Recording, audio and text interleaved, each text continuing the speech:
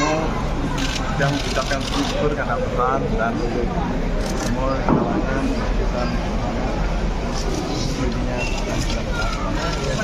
Terima kasih. Kedepannya gimana rencananya? Kepada teman-teman media yang kita ucapkan banyak-banyak terima kasih selama kasus ini. Kasus yang ini. Pak Nyoman ke depan mau pelihara satwa lagi nggak? Kalau landak, Satwa yang lain? kalau Cuman sekarang belum tahu yang lapor Pak. dan juga mau tahu Kenapa nggak mau?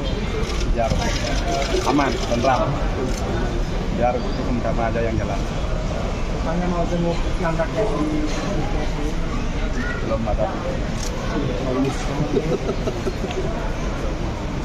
ada obat terapi sih nanti.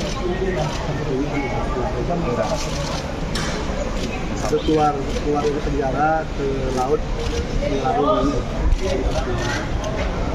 Sulakin. Sarung apa? Yang penjara.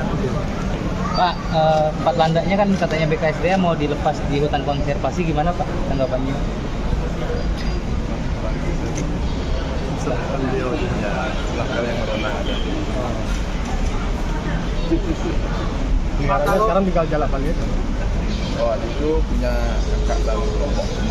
Karena nggak punya Bukan punya beliau, kakaknya yang masuk kelompok CSR. Aqua.